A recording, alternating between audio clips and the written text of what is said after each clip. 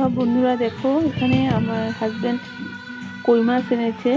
তো কই মাছগুলো ভীষণ তাজা, মানে কি বলবো, দেখো জলে তাজা, কাটার পরও জলে দেওয়ার পরও কই মাছগুলা লাফাচ্ছে।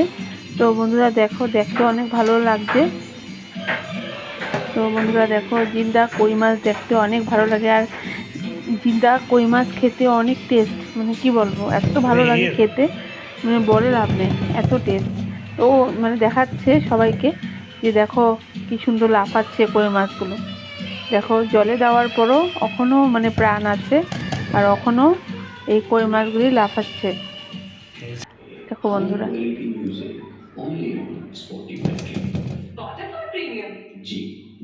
দেখো লাফাচ্ছে,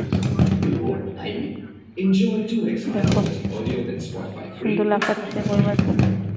আর দেখো তাজা যে, তার জন্য পুরো রক্তগুলো পুরো লাল, টকটকা লাল। দেখো পুরো টকটকা লাল।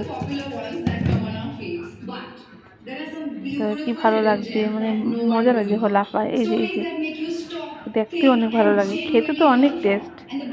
খেলে তো পেটে চলে যাবে, তার জন্য অল্প সময় রেখে দিলাম এই খেতে, জলে রেখে দিলাম। দেখো একদম তাজা, দেখো পুরা তাজা। আর এখানে মাছগুলো ভেজে নুন হলুদ দিয়ে, মাছগুলো ভেজে কই মাছগুলো রাখা হয়েছে। দেখো নুন হলুদ দিয়ে রেখে এখানে ফুলকপি আলু কেটে রাখা হয়েছে।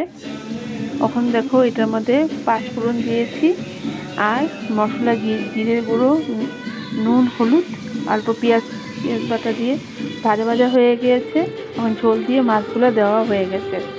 কে কে ভালোবাসো কই মাছ, চলে এসো, খেতে তো অনেক টেস্টি, মানে কি বলবো।